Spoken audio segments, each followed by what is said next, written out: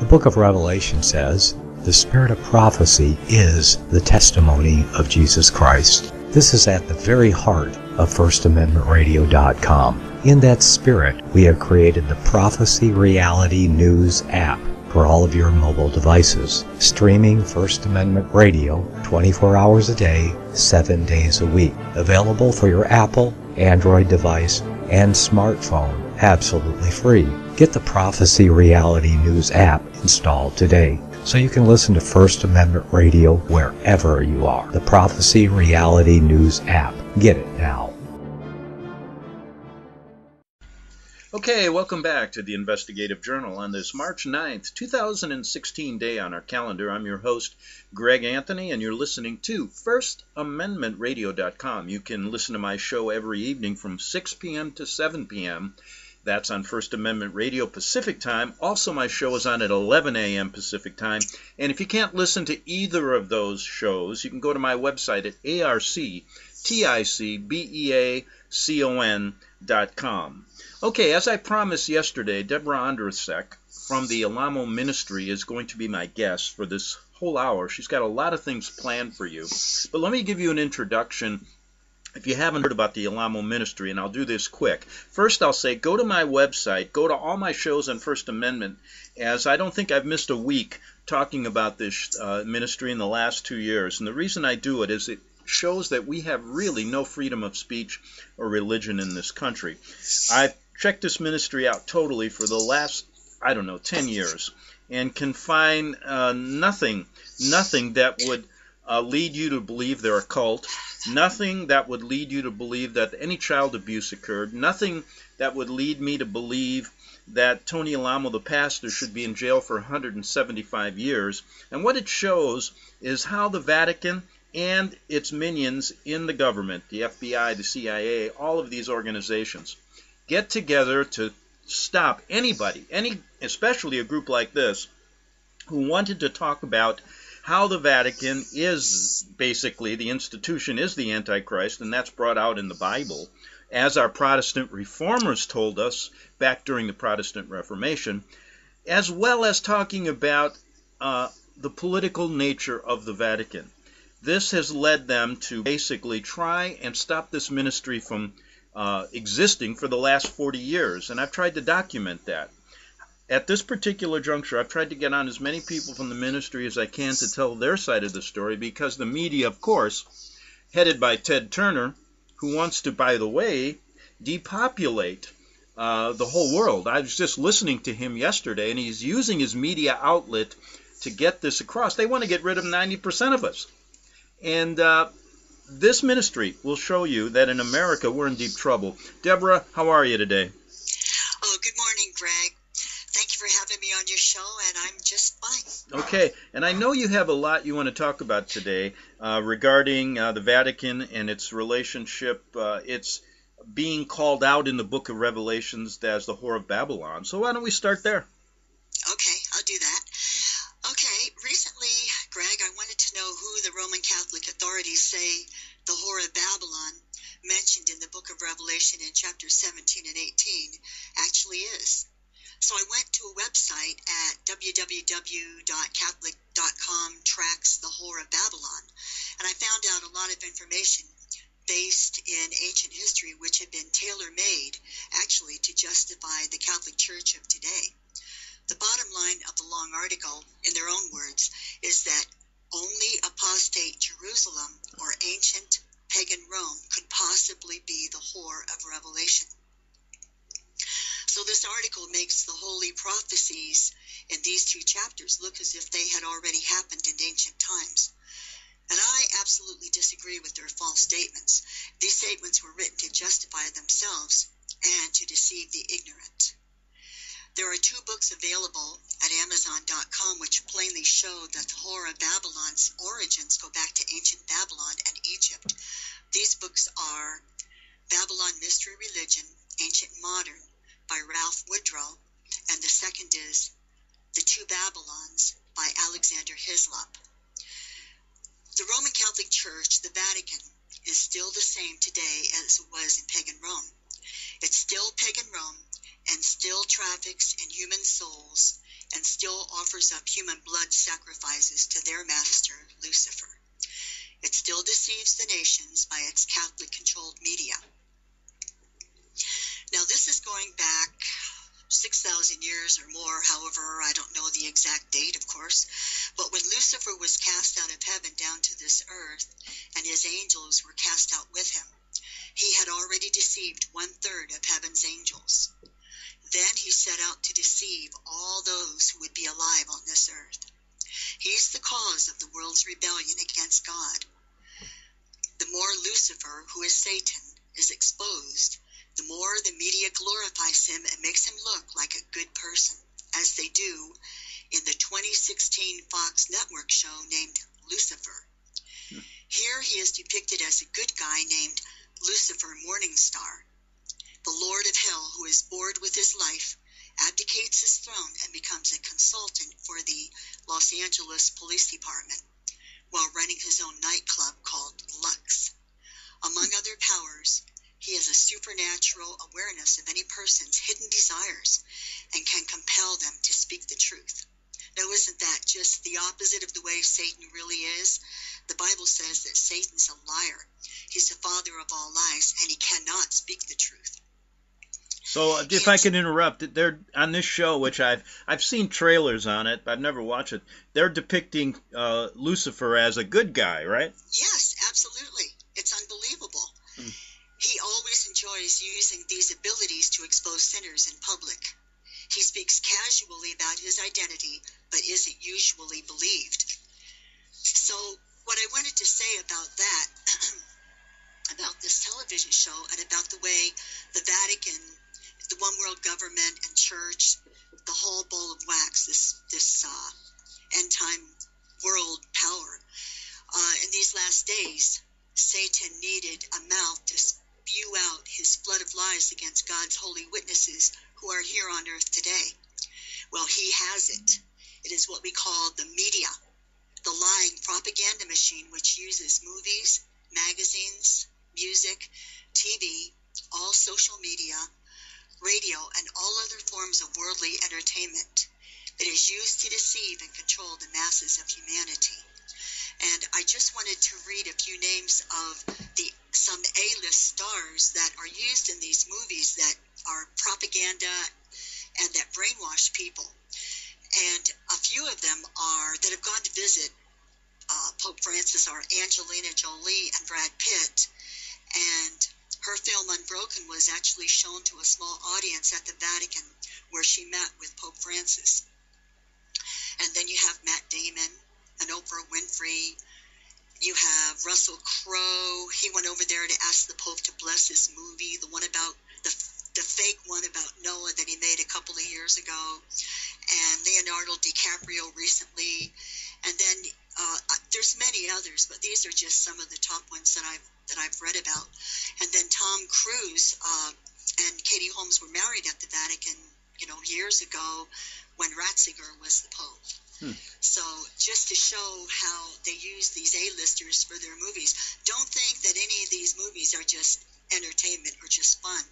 Oh, and if I could add something, Yes. Years ago I did many stories regarding, there was a movie called Angels and Demons, which Tom Hanks starred in and Ron Howard produced. Now, this was a turnaround of a story, I don't know if you've seen it, but basically it depicted the Vatican as the good guys, and the evil Illuminati was trying to destroy the Vatican. And this was filmed all in Rome, and I had an inside person there watching the making of some of these films, and also seeing and talking about how they were funded by the Vatican, and how Tom Hanks and Ron Howard met many times with the higher-ups in the Vatican regarding this story. And it's really, that was written by Dan Brown. Really, it's just the opposite of what the truth is, because the Vatican is the Illuminati. Yeah, that's right. That's exactly it. And I did see that movie.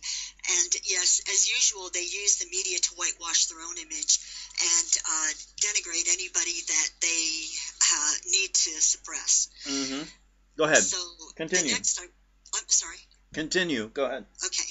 The next I wanted to mention how Lucifer needed a church, because everything that he does is an imitation of what God has and what God does.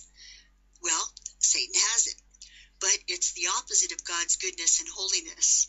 It's the Roman Catholic Vatican and its churches worldwide, as well as all united churches and all churches who don't preach the Bible and don't do what Jesus tells us to do.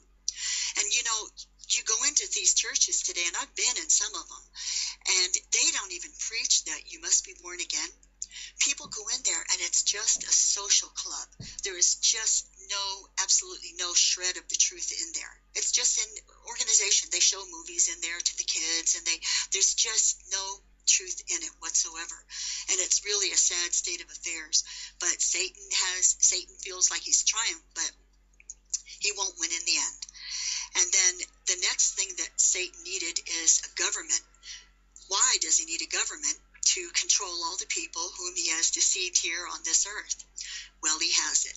He is worshipped by his one world government, which we call the United Nations, and all those who participate in its policies. He embodies the man who is called the Antichrist, and he and his demons also embody all those who reject our Savior, Jesus. Now, I wanted to ask, has the Roman Catholic Vatican changed from its evil history? And I emphatically say, no, it has not in one iota. You'll have Pope Francis speaking out of his mouth saying that they've taken care of this whole situation with the child abuse that's gone on for not just this century or the 20th century or back before that. It goes way, way back. There's just no beginning to this. It's just, you can't even put a beginning on it. It's just centuries and centuries of this evil child abuse and murders that they have done. But it's a report from themediareport.com, and it says, here is a Catholic Church fact, and I quote, "The Catholic Church is likely the safest environment for children today."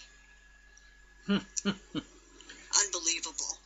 And so then they say the Catholic Church's record of aggressive and proactive protective measures is unparalleled in any organization today. Then it goes on to list about 7 protective measures, and at the end they say no other organization even comes close to implementing the measures the Catholic Church has taken to protect children in its care. In this regard, the Catholic Church in the 21st century is the model for other institutions to follow in the safeguarding of youth.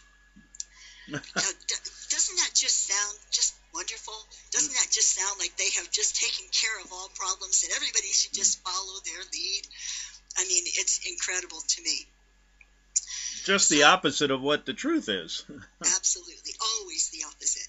So, in July of 2014, Pope Francis said that 1 in 50 priests is a pedophile worldwide. But I say it's more like 1 in 5 and maybe even 1 in 2. Who knows? It's unbelievable. And using data from the John Jay College of Criminal Justice's 2011 report on sex abuse in the church, bishopaccountability.org estimates that there had been at least 17,200 victims in the United States. Now, this site warns that this is a conservative estimate, and I have to agree. It's probably a very minimal estimate. And we're just talking sexual abuse, but what about all the babies, all the children that they have murdered, all the adults they've murdered? What about what happened in the Spanish Inquisition and on down through the French Revolution and the St. Bartholomew's Day massacre? Of the Christians over in England, who finally, some of them left and they went to Holland first and then came over to America. What about the persecution down through the centuries? I mean, they say that they're changed and they whitewash their image and they go and apologize. They go and apologize to the Apache Indians down in Mexico, and they apologize to this one and that one, but they don't change. And it's just unbelievable. And these things things that have happened, they try to make it look like everything happened a long, long time ago. And then there was another place where I saw that they were trying to blame the homosexuality on the homosexuality of the sexual revolution in the 60s and the hippies and all that. And they try to blame it on someone else, not taking the blame onto themselves and not doing anything about it. And it's still going on. And I have something by an abuse victim who was a little girl that was abused by a priest, and her name is Mary Dispenza. You know something? Hold that for a minute. We're going to get to that. But tell us right at this particular point, use your ministry as an example of how they have picked you out of the hat to level the charges against you that should be leveled against them. That's exactly what they did. Our ministry for decades and decades has been going back and exposing the Vatican. And we even had those 2 books that I mentioned, and they were available for years and years to people. They could just write into our ministry, and we would send them to them free of charge. And they have, so for years and years, that is what our stance was. We revealed the Vatican, as well as preaching the gospel of the Lord Jesus Christ. We didn't just reveal the Vatican. We preached the gospel. We fed and housed and clothed people, and we took the gospel all over the world, really, and sent out gospel literature with the sinner's prayer on it to anybody that would request it in foreign countries free of charge. And we've paid for water wells over for indigent people to have fresh water over in third world countries. The ministry has done many, many good works. And if you're preaching the Bible, you really need to preach the whole Bible. And in the Old Testament and in the New Testament, there are several places, many places, really many places, where Satan is revealed and what he's done in the past and what he's going to do in the future. And the most common books that people are aware of are, of course, the book of Daniel in the Old Testament and the book of Revelation in the New Testament. And particularly chapters like, say, well, the whole book of Revelation, but kind of zeroing in on the Vatican is chapter 13 and chapters 17 and 18 of Revelation. And so we've done the works of the Lord in doing the good works that Jesus said to do. We've also preached the gospel as the Lord said to every creature. We're commissioned to do it. And the Lord never said, don't preach the book of Revelation. Don't preach the book of Daniel. You're going to offend people. So we have done that. And the Bible also says that all those that live godly in Christ Jesus shall suffer persecution. So the Bible talks about how Satan is cast down, and he has great wrath against the church, the true born-again, spirit-filled Christians that are keeping God's commandments, not that just say, I'm saved, but they don't do anything to keep God's commandments. They have maybe an initial experience, but they're backslid on in the gospel and the works of Christ. And so Satan has come down to deceive the world and that's what he does. That's what he is, a deceiver. He's a liar, a slanderer. And so what we do is expose him. No, I wanted to mention that since we're talking about the book of Revelations and how the Protestant reformers had discussed and pinpointed the Vatican institution as the Antichrist, and how basically Protestant churches stay away from that, bar, some of, except for churches like yours and a few others. And that is basically due to Jesuit infiltration. But let me just give you a little history lesson on this. During the Protestant Reformation, when the Jesuit order was founded to basically kill all people who didn't follow the Pope and to basically wipe out Protestantism, there were 2 Jesuit priests assigned to this subject.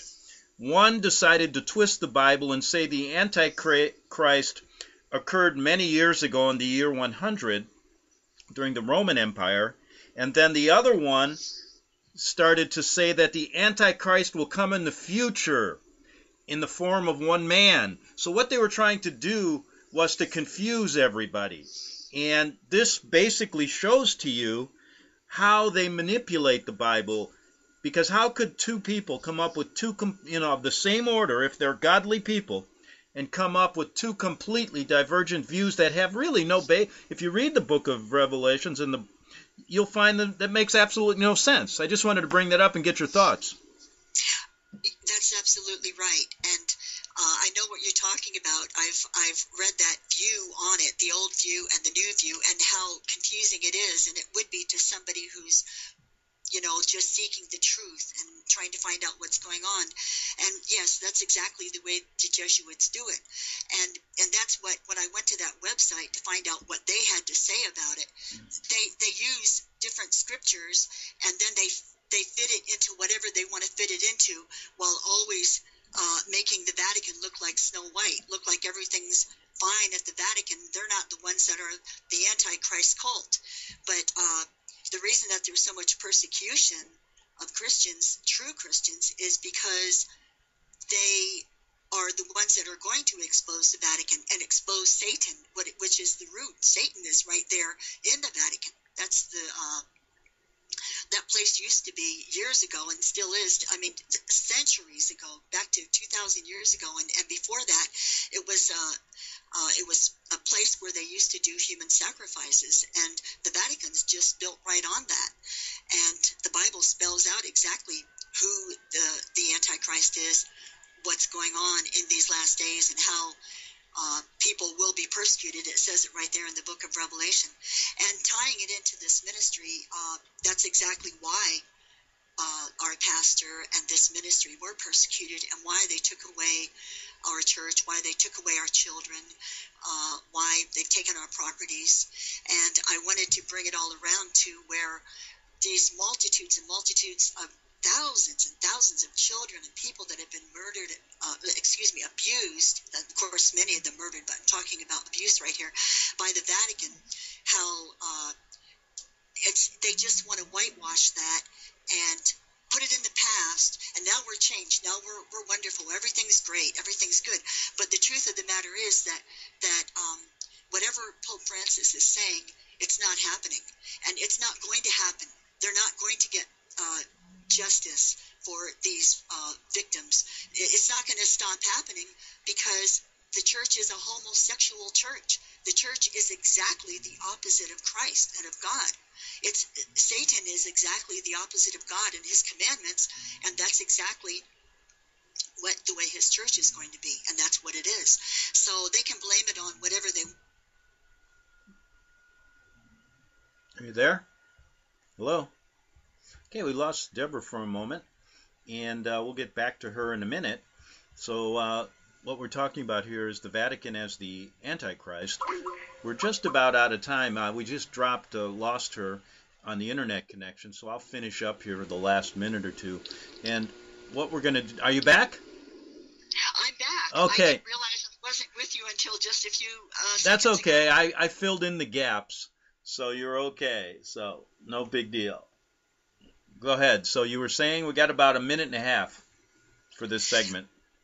Well, so as the reformers back in the 1500s, 1600s, whatever they did to bring out the truth of the gospel, of course they were persecuted. Many of them were burned at the stake. Many of them were put to death.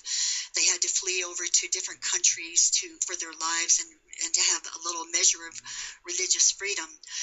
The Catholic cult has always persecuted the body of Christ, the true ministers of the gospel.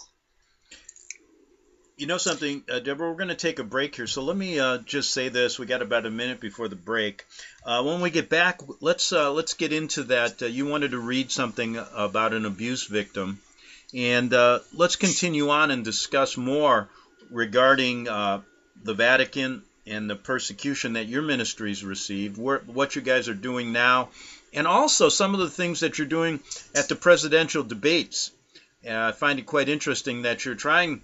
I find it interesting that I watch these for a reason, and the really hard questions are never asked. There's a cover-up.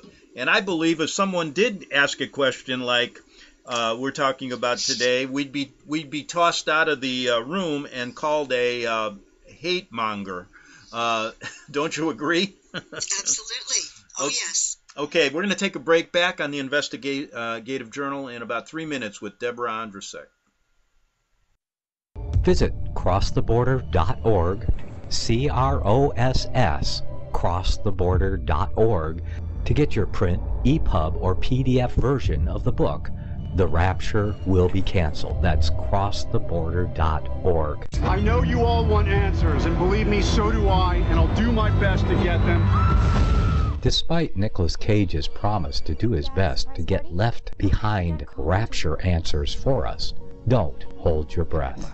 Not everyone believes Left Behind is true prophecy. Some may even regard as conspiratorial the mainstream re-release of the Left Behind movie with actor Nicolas Cage portraying the main character as an attempt to further reinforce in the minds of all this perception of false prophecy in order to condition the masses for the play about to begin. If you want true Bible prophecy answers, get the book, The Rapture Will Be Canceled. The author exposes the Latin rapture origin, the 7-year tribulation deception, true Bible revelation of Daniel's 70 weeks, the abomination of desolation, the restrainer, America in the Revelation, the image of the beast and the mark of the beast, and the truth about God's chosen people, and so much more about Bible prophecy. This book will shatter the Left Behind paradigm of future events. Get the book, The Rapture Will Be Canceled. Visit crosstheborder.org, CROSS, crosstheborder.org, to get your print, EPUB, or PDF version of the book, The Rapture Will Be Canceled. That's crosstheborder.org.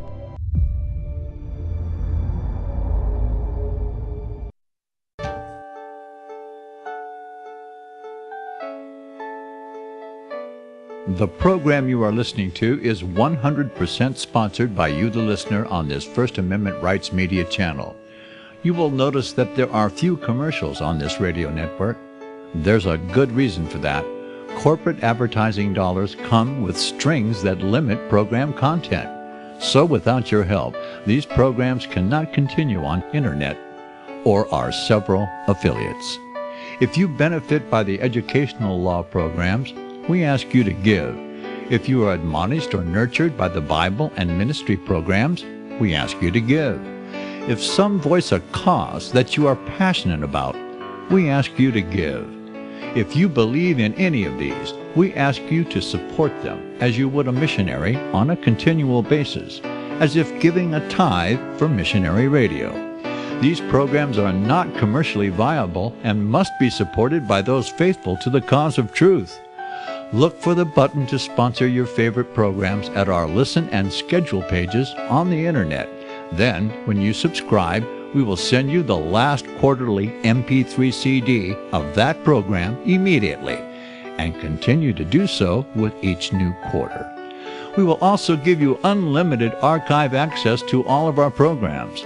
We're asking you to give much less than a tithe, so that you may also send support directly to a particular program host, cause, and anywhere else the Spirit may lead you. Do all to the glory of our God and Creator, for His holy nation, the only kingdom that will last forever. Thank you for listening.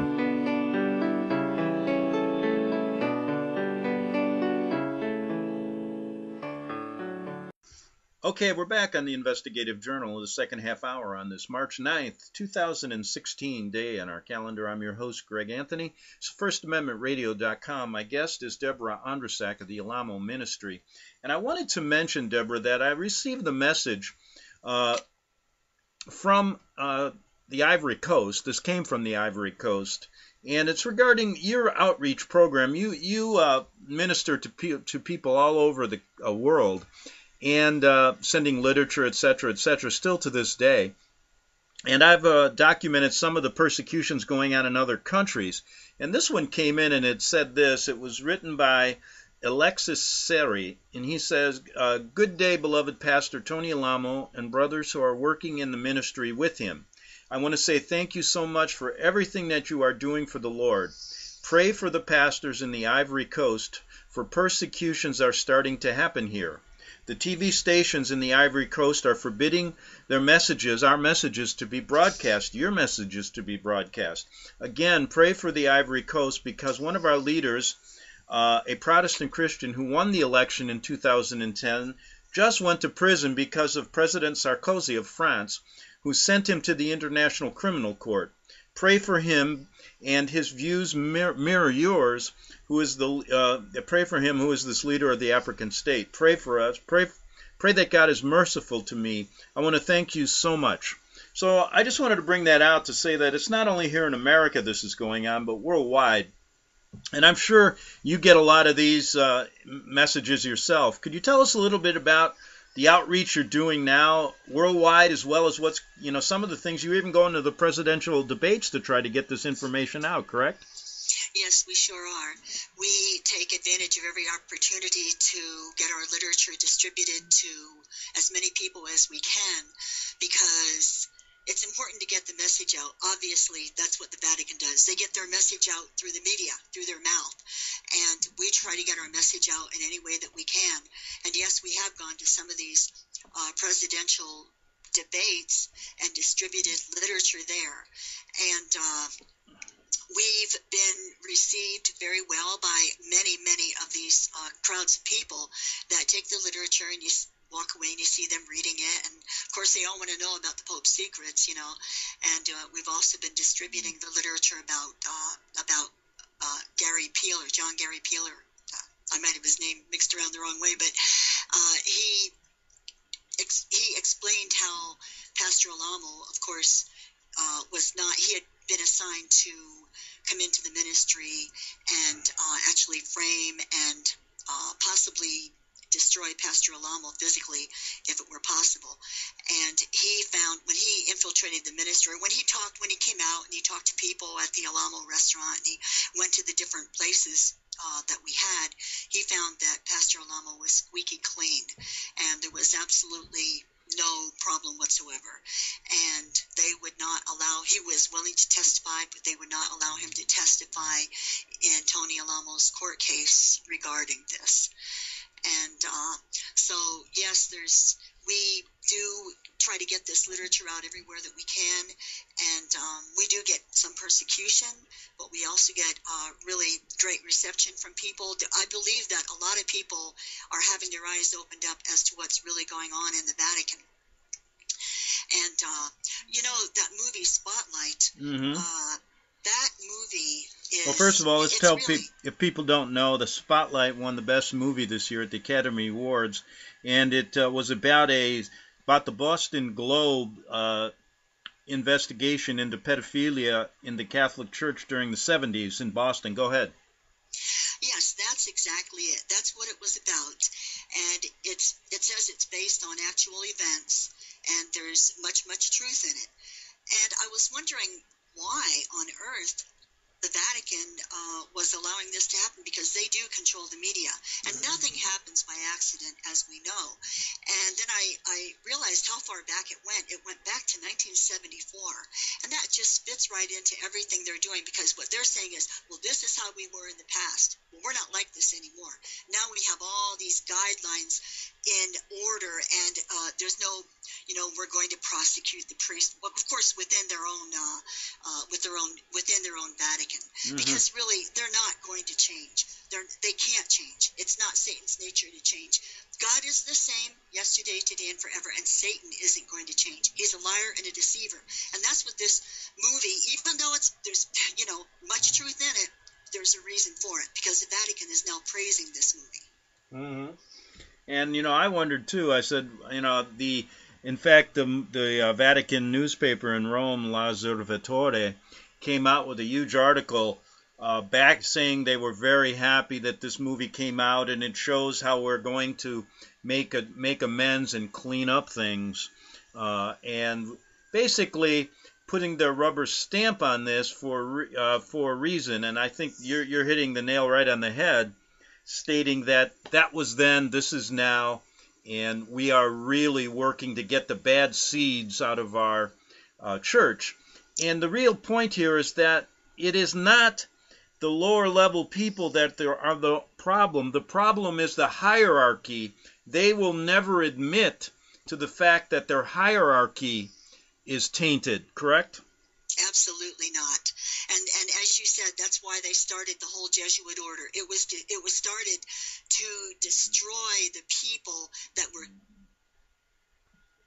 the right. vileness in that cult. And so they're going to make anybody that's really a true church of God, as our church is, they're going to try to make us look like a cult. And, you know, we have a compound, and they have all their buzzwords that they use against us. And, you know, that Bill Sadler, the head of the police in Arkansas, at the time of the raid that was in 2008, he stated that there were 100 police officers over at our ministry. And for what? Our pastor wasn't even there. And what did they do? Their SWAT team came in full regalia. They came in with their weapons, and they took 6 girls that were playing outside. I mean, the girls were never given back to their parents. What happened was they were put into a foster home that was in cahoots with the FBI, the Vatican FBI, and the woman, her name is Tanya Griffin of Bryan, Arkansas, who I will expose. They turned these children totally against their parents to the point where now, 7.5 years later, she has them bringing a lawsuit against the parents and some of the other members of the church of the Tony Alamo Christian Ministries. So you never really see any of this kind of thing happen. You don't see the children kidnapped out of the Catholic cult to protect them from these predators. But you just hear like what I read earlier about how now they put in all these measures to protect children, and it's the safest place, and everybody should follow their lead. And so I had this one real short statement that I wanted to read from Mary Dispenza, who was an abuse victim back years ago.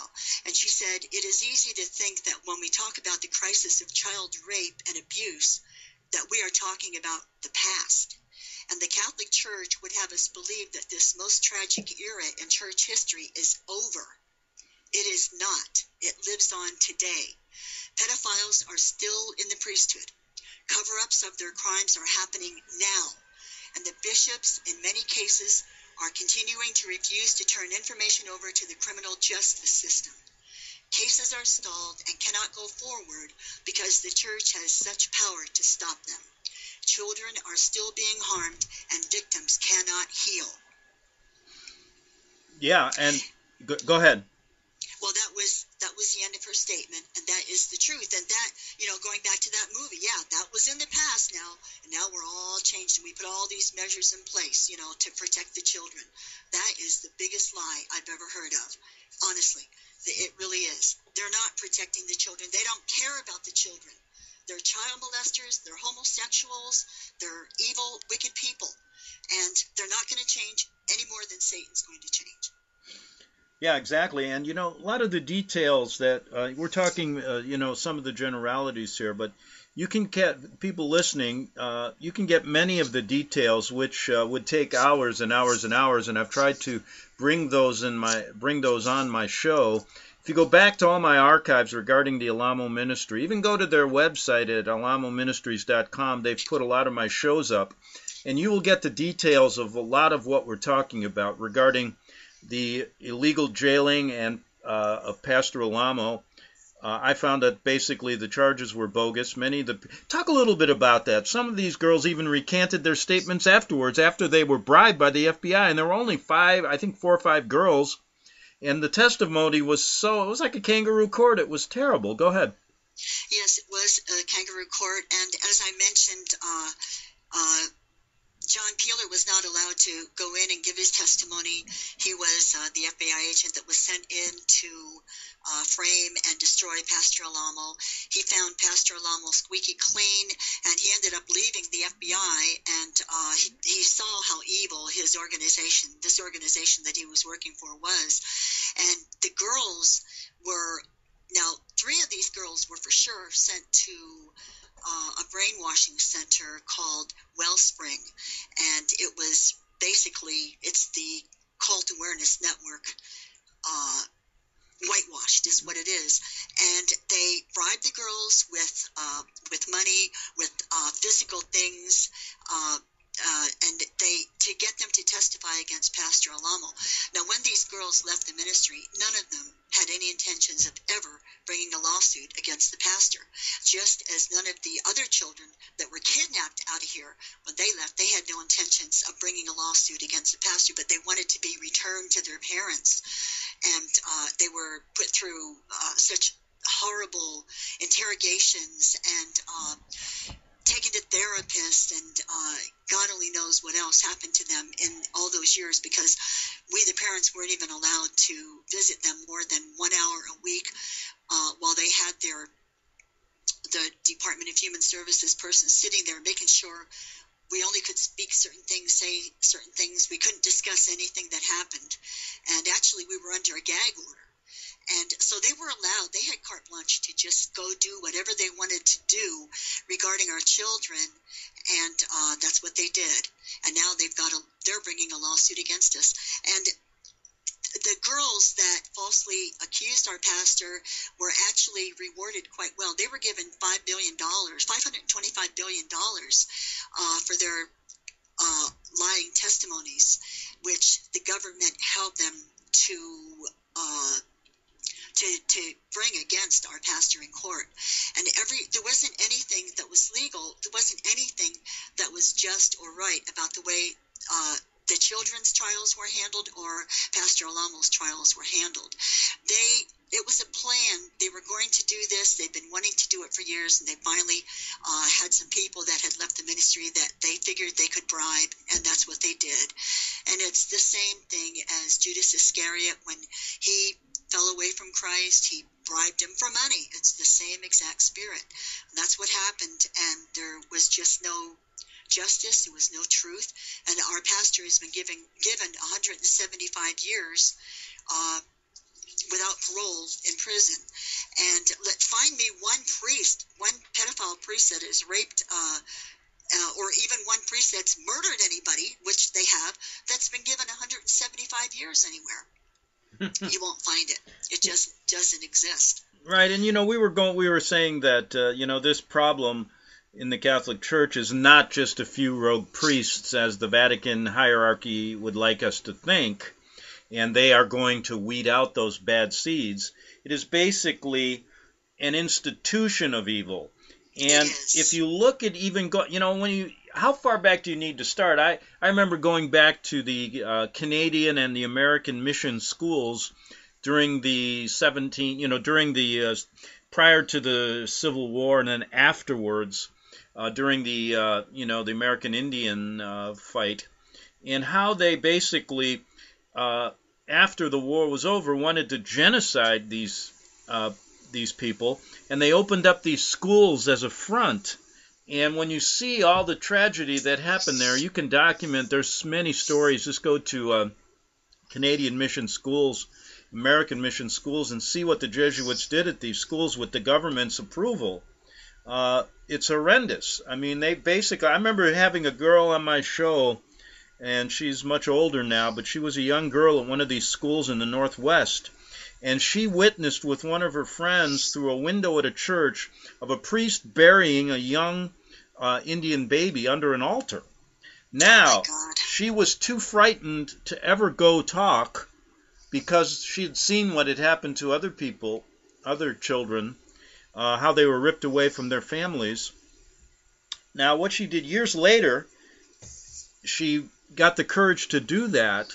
And, there's no statute of limitations on murder. And she went to the local authorities, and they would not even attempt to try to solve this problem. They wouldn't go in there and try to find the bones of this child. They just let it go. And there's case after case. Just look up Duplessis orphans in Canada, what happened there. It's a tragedy. Now, does the Vatican ever, or our politicians ever deal with this? No, because they work together. They pool their money together. They use the Vatican Bank as a money laundering operation, because that's one of the only banks in the world you can take dirty money and wash it clean and then pass it out anywhere. So this institution is evil, rotten to the core, and I just had to bring that up. So it's not something that's over. And this pedophilia thing is the tip of the iceberg. Go ahead. I'm glad you did, because I wanted to bring out something that happened last month when the Pope visited Mexico. Go ahead. This is from February 19th, 2016. I'm not sure how to pronounce this Indian name, so I'm going to call it Ndene, but they're Apache Indians, and it's a statement from the Apache Ndene Working Group, the Apache Nation, and the Coalition for Apache Ndene Justice pertaining to Pope Francis's tour currently crossing Apache Ndene territory. Pope Francis is currently proceeding on his official tour through the unceded Apache Ndene territory beyond borders. The Apache Ndene Working Group has issued an official statement demanding that the Pope must recognize he is advancing on his tour without the express, free, prior, and informed consent of the sovereign Apache Ndene peoples. The Apache Ndene Working Group calls on the Pope to disrupt his colonistic and paternalistic behavior in Mexico in the indigenous territories therein, and to hold himself accountable for his tour in the unceded Ndene territory. And I wanted to just read a little bit about this. It's called, it's a papal bull from 1493, and it's called Inter Cetera, and it was made by Pope Alexander VI. We're going back to the time of Columbus here. This bull gave Spain a free hand to colonize the Americas, to convert the native peoples to Catholicism, and to subjugate them to European monarchs. So this is what these Apache people down in Mexico were protesting. He didn't get permission for them to come into their lands. He just comes in like he owns it, because they believe they own the world. So the working group demands that the Holy See be held accountable for its role in committing genocide against indigenous peoples, and that it must repudiate the doctrine of discovery and the Holy See's ongoing assimilationist policies are represented by the Pope's travels through indigenous lands as he tours without respect to the Ndene protocols of formal proper recognition to non-federal and federal Apache peoples alike. And then it says the Pope's visit is perpetuating centuries of violations against these Apache women, families, land, sacred traditions, and self-determination through the illegal invasion of the Holy See and its legal political European kingdoms and settler state allies via the Inter Cetera and its legacy. Yeah, and I mean, I remember doing a story about at the University of Arizona, and I believe it was the Apaches there, or one of the Indian tribes that had a sacred burial ground on top of a mountain there, and the Vatican had, with the University of Arizona, had placed one of its huge observatories and telescopes there. The natives were protesting and filing lawsuits that were never really heard, and basically they put the name of the lens that they used on the telescope, supposedly the most powerful one in the world, was called Lucifer. It figures. So I wanted to read one last statement. Go ahead. It's kind of a long article, but just one last line here. Now, it says, yet the Pope's presence at the same time means nothing to us, the Apache people. His patronizing, paternalistic actions are, simply put, merely psychological war games of the church. So that's how the Apaches down in Mexico feel about the Pope visiting their land last March. But he comes in with all this pomp and glory and all the cameras rolling, and he probably kissed a bunch of Mexican babies, poor babies, and he probably blessed a bunch of people that are going to be cursed from his blessings. And I mean, he's an evil person, and of course he's there looking like he's doing all this good. He even asked their forgiveness, those indigenous people, which is really admitting that that's what they've done, and they've done that for centuries. So, but there's not going to be a change, and they know that, and that's why they had to stand up for their own rights. Right, and let's not forget the recent visit to the United Nations the recent visit. I mean, I've never seen a pope basically talking to our U.S. Congress and Senate, telling them basically what to do. I mean, it's ridiculous, and it just goes right over people's heads. It's quite a usurp of authority. What on earth is this creep from Italy, which declares his Vatican a sovereign country? What are they doing here? I mean, what's that all about? Get him out of here. And our people are so stupid. And the ones that are in the know, they love it. They're all in the know. They're all enjoying their riches, and they're just like the Vatican, like the Bible says, how they're all into this. They're all enjoying the riches of the Vatican, and they're going to be very sorry when they see it. Ultimately, it's going to be burned according to the Bible, and they're going to be standing afar off, weeping and lamenting because all their goodies are gone now.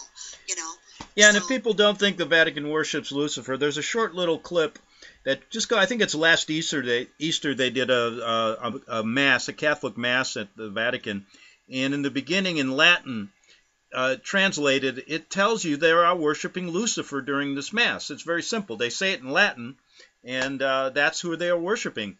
Yes, exactly. And yes, I saw that. And I believe I heard the English translation of it. Exactly. And that's exactly who they're worshiping is Lucifer. And that's his seat, the Bible says. That's where he sits, over there in the city of Seven Hills. And the propaganda they also use is that, let's don't forget this, people. The Pope thinks he is Christ on earth. He's called the Vicar of Christ, and that's that's dogma. That is canon law, so to speak. But that didn't come into existence till some maniac pope put it there in the 1800s. So, I mean, this is not, and people don't realize that. They think he's the Vicar of Christ on earth. It's crazy, don't you think? Oh, absolutely. And they say that their church goes all the way back to St. Peter. Well, St. Peter had nothing to do with any of this. I feel bad that they blamed it on Peter, but Peter didn't have anything to do. He doesn't want to be called Peter. St. Peter's over in Rome. He has nothing. Right. He was a follower of the Lord Jesus Christ, not of the Pope. And the first Pope wasn't Peter. And if anything, the first popes were the Caesars back then. That's what I would say. The whole thing goes back there. And even before that, it goes all the way back to ancient Babylon. Yeah, well, Deborah, you know something? We're all out of time. I want to thank you. And why don't we do another show in a couple of weeks? Because I want to get into some things we didn't cover today about what the ministry is actually doing now, and some updates on things. So I want to, again, thank you for coming on. And any last words? You got about 20 seconds. Well, thank you for having me on, and I'm glad to come back. And praise the Lord, it's great to be able to expose what Satan's doing in these last days. Okay, Debra. Thanks a lot. That was Debra Ondrisek of the Alamo Ministry. So remember, come back to the Investigative Journal tomorrow, and this is FirstAmendmentRadio.com, and you can catch my show every evening from 6 p.m. to 7 p.m. That's on FirstAmendmentRadio.com, and good night, and see you tomorrow. Since the beginning of time, kings have sought it, nations have fought for it.